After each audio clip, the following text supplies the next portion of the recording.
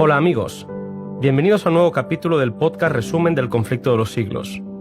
Hoy, la Biblia y la Revolución Francesa. Durante siglos, Francia estuvo rechazando la luz de la verdad, que Dios insistía en hacerles llegar mediante los reformadores.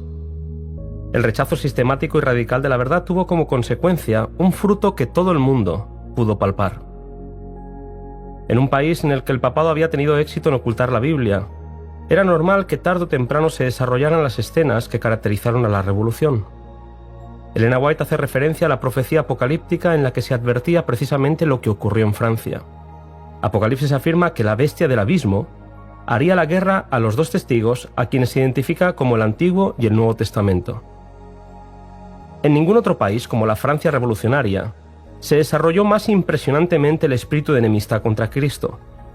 Hugonotes y albigenses fueron masacrados de forma continua durante siglos. Se menciona la matanza de San Bartolomé. Y Elena White comenta: «El mundo aún se estremece horrorizado al recordar las escenas de esa carnicería, la más vil y alevosa que se registra.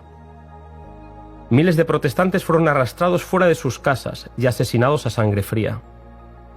Esta masacre duró 7 días y desde Roma se percibía con regocijo lo acontecido en Francia, declarando ese día tan pleno de felicidad y gozo cuando el Santísimo Padre recibió la noticia y se encaminó en solemne comitiva para dar gracias a Dios y a San Luis».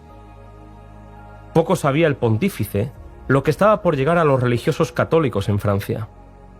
La bestia del abismo, o poder ateo, gobernó a Francia durante la Revolución y el reinado del terror. El culto a Dios fue abolido por la Asamblea Nacional, se quemaban las Biblias públicamente y se hacían burlas de todo lo que tuviera que ver con la fe cristiana. Se prohibió todo culto religioso y se exaltó a la diosa razón como la única digna de ser adorada. El papismo, dice Elena White, había principado la obra que el ateísmo se encargaría de concluir.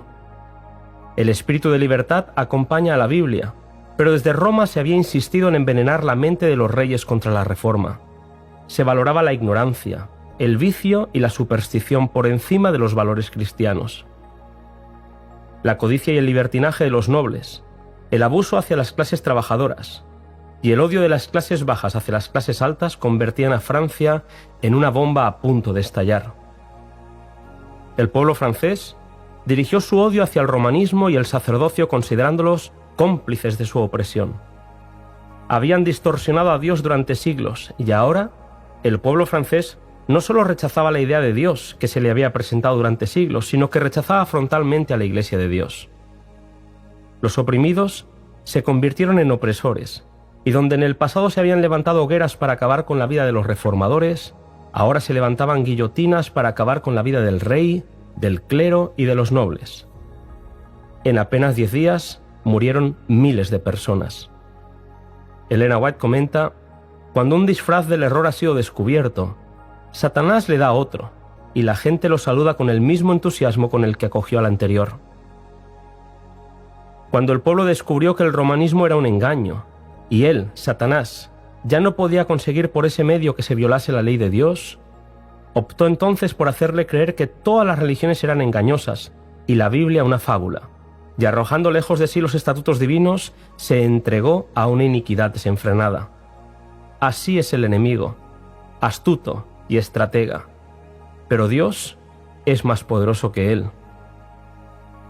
Se quiso acabar con la palabra de Dios, pero la Biblia permanece para siempre. Así lo podemos leer en las últimas palabras del capítulo, cuando Elena White escribe sobre el incrédulo Voltaire, que dijo, con arrogancia en cierta ocasión: «Estoy cansado de oír de continuo que 12 hombres establecieron la religión cristiana. Yo he de probar que un solo hombre basta para destruirla. Han transcurrido varias generaciones desde que Voltaire murió y millones de hombres han secundado su obra de propaganda contra la Biblia.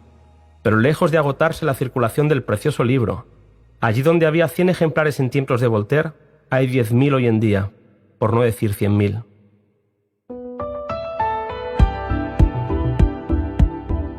Hasta aquí el capítulo de hoy.